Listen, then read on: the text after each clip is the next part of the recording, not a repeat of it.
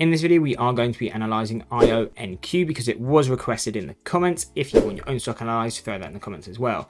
Now, to get straight into it, we have the levels already shown here. We're going to be going through what we mean by all of these levels. But one thing I want to note with this is, firstly, again, we always like seeing what's happening on the longer term trend, what's happening on the 6 month, what's happening on the 1 year. And what's very clear here is on the 6 month, we're uptrending, on the 1 year, we're uptrending.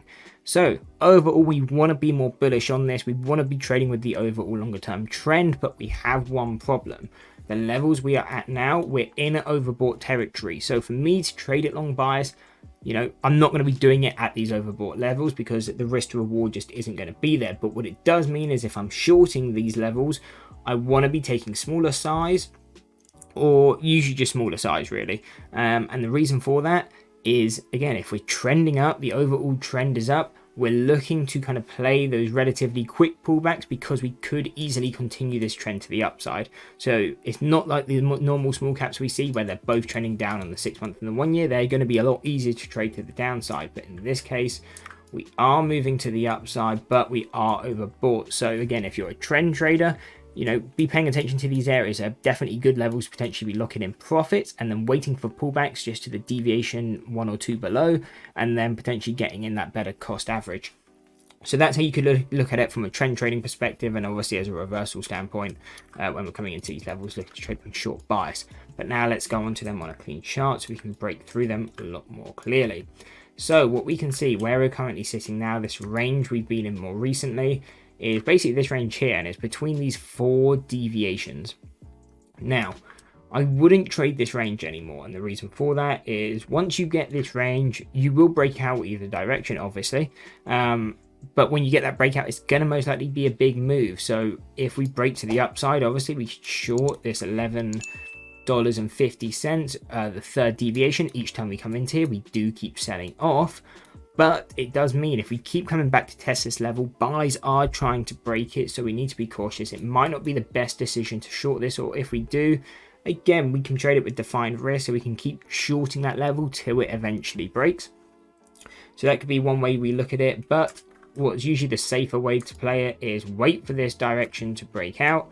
And if it breaks to the upside, me as a reversal trader, I'm looking at that 1280, looking to trade that short bias from that level, because really this is the highest we see the stock going, or at least sustaining for the time being. And what this means is we could see potentially we trade to this level, maybe we even temporarily break above it.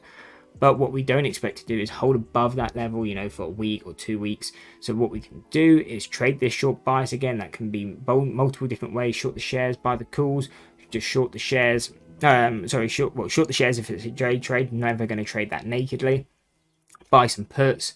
Or do vertical spreads. I mean, there's a lot of ways we can look to trade this stock, but if it goes above this level, I'm very short bias. Even where we are now, we're at overbought levels, but again, we've hit this level multiple times. I would just be more cautious. Now, this would also be my final target. If I was a trend trader, I would not be looking to hold past that level, for that main reason being, like we said, we don't expect price to sustain above that level. So if we do break it, really that can be a great place to be locking in profits. And if you still want to hold this stock long, you want to be continuing to trade it long, again, just wait for that pullback to a lower value, maybe the 990, the 925, or even the 830. Now we've covered that more on the resistance standpoint. Now what are we looking at from the support standpoint? So we have $8.30. This is going to be a key support if we come down here, potentially looking for that bounce. Now 730, this is considered fair value on the stock. So if we're doing the reversal trades, we're looking to short these highs. We want to short to a maximum or kind of the lowest point of 750, not looking to hold it past there because that is fair value. And again, if we're reversal, we're trying to trade back to that fair value, that mean, and again, that is at 750.